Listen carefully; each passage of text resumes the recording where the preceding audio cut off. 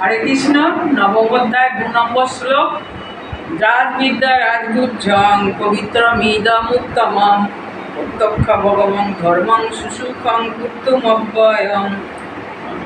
ভগবান বলেছেন এই শ্লোকে ভগবান বলেছেন এই জ্ঞান সমস্ত বিদ্যা রাজা সমস্ত গুচ্ছ তত্ত্ব থেকেও গুচ্ছতর, অতি পবিত্র, প্রত্যক্ষ অনুভূতির দ্বারা আত্ম উপলব্ধি প্রদান করে বলে প্রকৃত ধর্ম। এই জ্ঞান অব্যয় ও সুখসাধ্য।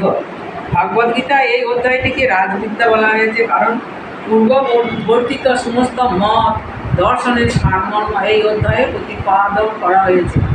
ভারতবর্ষের প্রধান দার্শনিকদের মধ্যে রয়েছেন গৌতম, কনাদ, কপিল, যাজ্ঞবল্ক্য, শাণ্ডিল্য, বৈশ্বানর এবং চূড়ান্ত পর্যায়ে বেদান্ত সূত্রের রচয়িতা ব্যাসদেব। সুতরাং দর্শন অথবা দিব্য জ্ঞানে ভারত সমৃদ্ধ হয়। তাই ভগবান বলেছেন নবম অধ্যায়ে বর্ণিত তত্ত্বজ্ঞান সমস্ত বিদ্যার রাজা এবং বেদ অধ্যয়ন বিভিন্ন দর্শনের মাধ্যমে প্রাপ্ত সমস্ত তত্ত্বজ্ঞানের সারতত্ত্ব। এই তত্ত্বজ্ঞান পরম উচ্চ, কারণ জ্ঞানের মাধ্যমে আত্মদেহের পার্থক্য উপলব্ধি করা যায়। এই রাজবিদ্যার চরম পরিণত হচ্ছে ভগবত ভক্তি।